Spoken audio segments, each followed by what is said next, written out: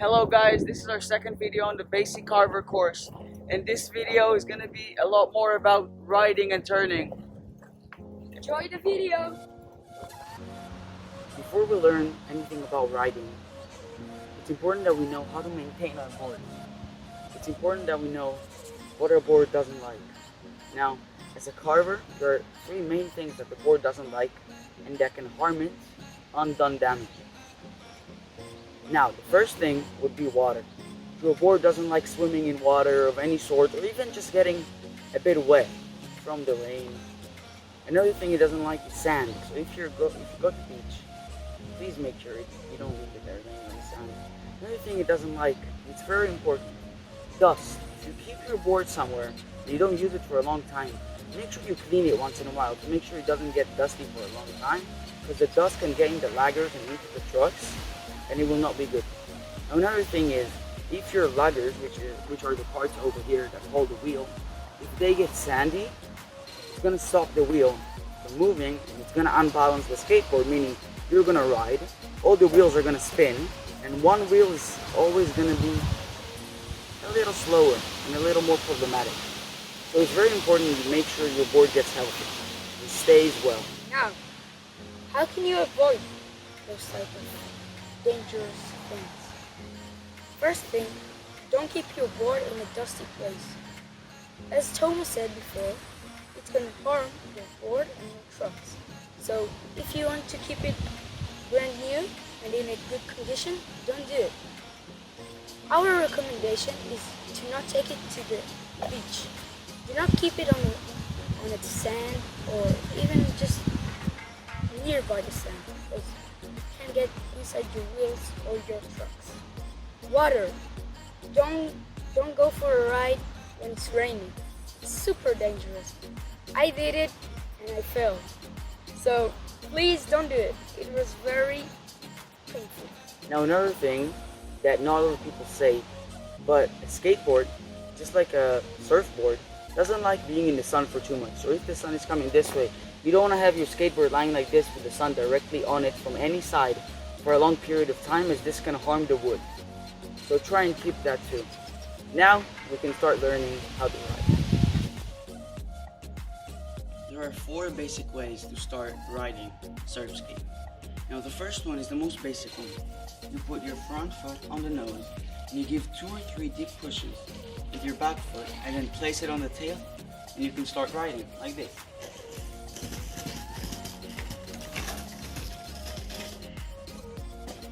Now, the second one is a little bit more complicated, but it looks better. You place your back foot on the tail of the board, like this. Then, what you should do is give a kick, not too hard, with your front foot, which for me is the right one. You kick the board in the nose, like this, and then you start turning. You can even bring your feet a little more to the middle and start turning. Getting your board is like this. You keep your board on the ground.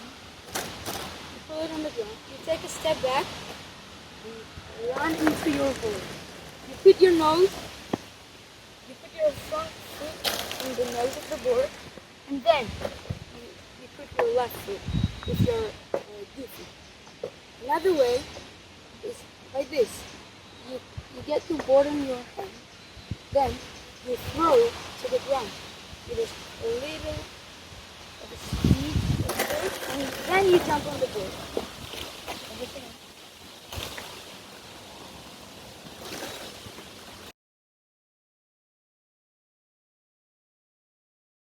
This is the basic technique of riding a surf skate.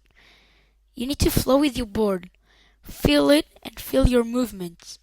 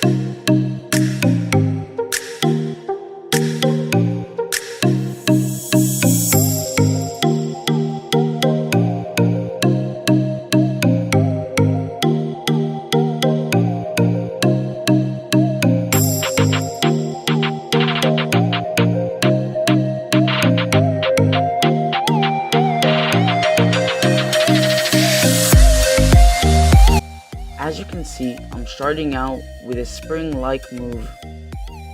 I compress and decompress with the flows of my moves to help me gain more speed and be more efficient. I go on to using a pipeline move, which simulates being in a tight pipeline barrel. This helps you go through narrow spaces and stay in control of the board. The turns I use are a mix of short and long turns.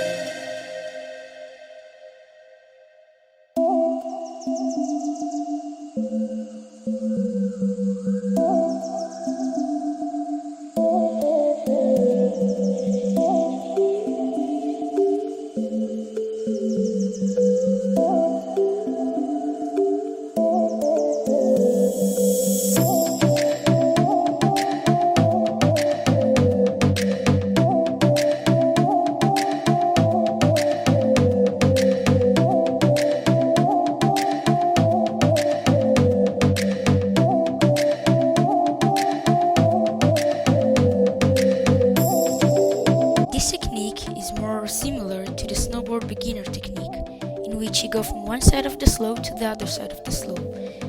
In our case, you need to point your whole body and your hands to the point that you want to go.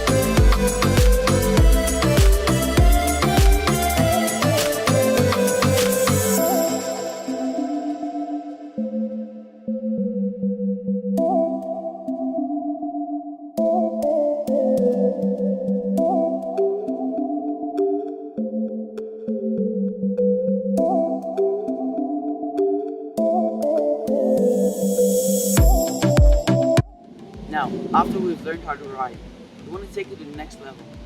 You want to try incorporating in your riding some tricks, which on a Carver, the most common ones are drifts. Now, drifts are very strong maneuvers, very powerful maneuvers that simulate a cutback or a layback in surfing. Now, it's going to sound like this. It's when you turn and you're going to hear that sound. Now, how would you do it? The easiest way to start is start riding, and then as you ride, go down with your hand and then go up and turn. Very hard. Give like very powerful maneuver. It's gonna look like this.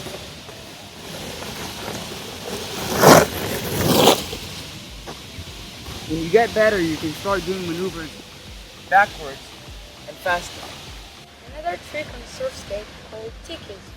Tikis is where the back foot is sitting on the dead end of the board, so it's not on the edge of the board, on the tail. And then the front foot is in the middle of the board, like this. Now, how can you perform it? You take a step back, put your front foot on the nose of the board, then you go up on the board. You put your foot as I showed before, so that means your front foot is in the middle of the board, and your back foot is on the end of the board, so on the tail of the board. Now, you need some speed, very little speed, so be slow. Now, you start with this, right?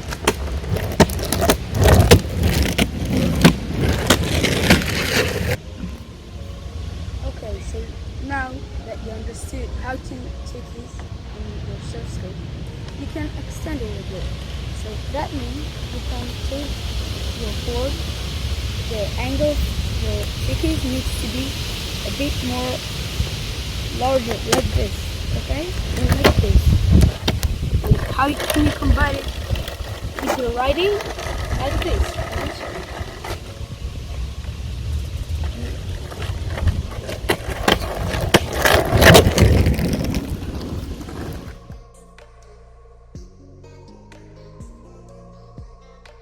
That was the end for the video today, and we advise you to use the techniques and the tricks and everything you've learned in this video, trying to combine them and practice riding. It will get you much better.